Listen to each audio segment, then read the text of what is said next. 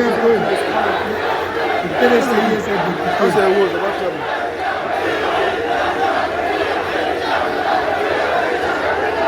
Aujourd'hui, la Côte d'Ivoire, C'est le type qui a mis tout le monde là, mais c'est les députés. Ah, c'est les députés, oui.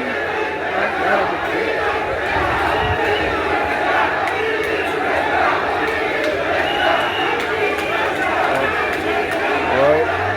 Ils ne sont pas laissés faire. Ils ne sont pas laissés faire. Là, jusqu'à ils ont fermé par les justice là. La police là, sont allés fermer. L'entrée du palais. Pourquoi ils vont rentrer? Ah, PDCI, bravo. Bravo. Vous n'êtes pas laissé faire, c'est bon.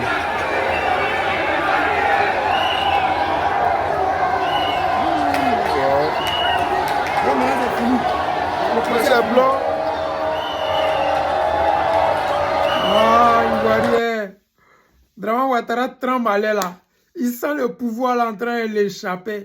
Quand il tourne sa tête là, c'est Gbagbo, il voit. Quand il tourne ici, il voit PDCI. Mais tôt ou tard, vous allez perdre pouvoir là. Vous n'avez pas d'autre choix.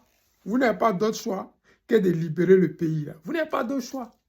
Le PDCI est un parti qui aime faire la politique, qui ne fait jamais de marches là. Vous les avez amenés à aller jusqu'à faire des marches. Des gens qui sont des chocos, des milliardaires, qui ne manifestent jamais pour rien en Côte d'Ivoire. La vie est chère au PDCI ne marche pas. Ils ont détourné au PDCI ne marche pas. Pour la première fois de l'histoire, depuis que moi je suis né, je vois PDCI en train de marcher. Et ça même, je pense que ce n'est même pas une marche. Ils sont allés simplement assister au, comment on dit, au verdict qu'allait donner le gouvernement mafieux d'Alassane Dramane Ouattara concernant le PDCI. Et les gens se sont rendus là-bas pour ça. Ce n'est pas parce qu'ils ont programmé une marche en temps normal, non. Ils sont venus juste pour soutenir les leaders, le Sénégalais. Donc, vous là, vous êtes en train de trembler. On vous dit que le match n'a même pas encore commencé. On vous dit que le guide président Gbagbo Laurent, lui-même là, il n'a pas encore donné le mot d'ordre. Il n'a pas encore dit que Ivoirien, allez prendre ma victoire. Ivoirien, redonnez-moi mon pouvoir. Ivoirien, inscrivez-moi sur la liste électorale. Il n'a même pas encore dit ça. C'est échauffouré seulement avec les partis d'à côté Yao là, que vous tremblez déjà. Vous fermez parler de la justice. Vous relancez le procès encore. C'est-à-dire que tellement vous ne valez rien en politique. Ceux qui ne sont même pas des politiciens, vous faites d'eux des politiciens. Un gars comme Soro, vous avez fait de lui un politicien. Le Sénégalais qui vient d'arriver là, il a quel poids et puis vous lui donnez non. C'est comme ça. Parce que vous avez peur. Votre manière de vous comporter fait que les gens vont penser que le gars est dangereux. Alors que le gars même là, il ne casse pas maïs. Face à moi-même, il ne casse pas maïs. Donc imagine un Damana Picasse en face de lui. Imagine un Kwa Justin en face de lui. Imagine un Kone Katina en face de lui. Imagine un Kipré en face de lui. Est-ce qu'il peut tenir? Il ne peut pas. Ceux-là, c'est les vrais lieutenants du guide président Laurent Gbagbo. Ceux-là, c'est les enfants chéris des Ivoiriens. Donc si vous là, un Sénégalais vous fait peur d'imaginer les Ivoiriens eux-mêmes. On vous a toujours dit.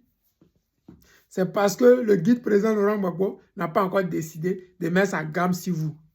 Il a décidé d'aller d'une manière diplomatique, comme il sait le faire.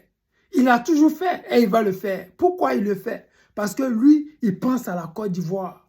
Une Côte d'Ivoire où il fera beau vivre. Une Côte d'Ivoire où les Ivoiriens pourront vivre ensemble. Une Côte d'Ivoire où il n'y a pas de Djoula et puis d'autres personnes. Une Côte d'Ivoire où il n'y aura qu'une seule nationalité, celle des Ivoiriens.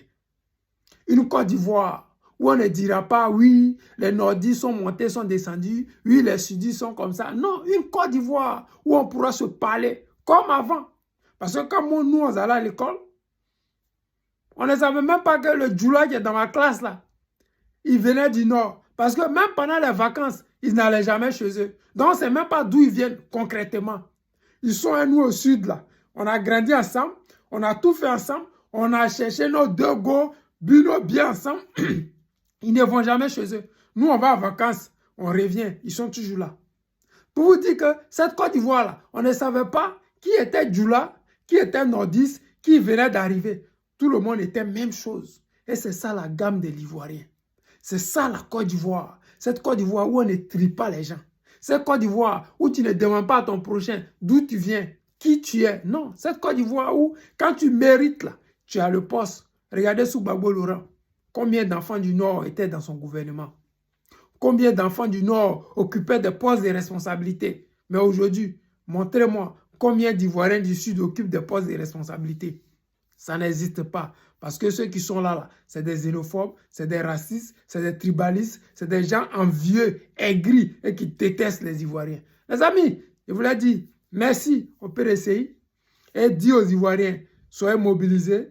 D'ici quelques jours, nous allons faire un tour à Dabou pour la fête de la libération. Voilà, cette fête de la réconciliation, cette fête du 11e mois 2011. Vous n'avez pas dit du 11, 4e mois 2011. Ouais, cette date-là, nous n'allons jamais l'oublier. Quand on reviendra au pouvoir, on va changer la date-là. Nous allons la remettre le 4e mois 2011. Nous allons célébrer ça comme la fête de la libération. Les amis, c'était le président Lota, l'ami des dirigeants qui se respectent. Je vous aime et je vous dis à tout à l'heure.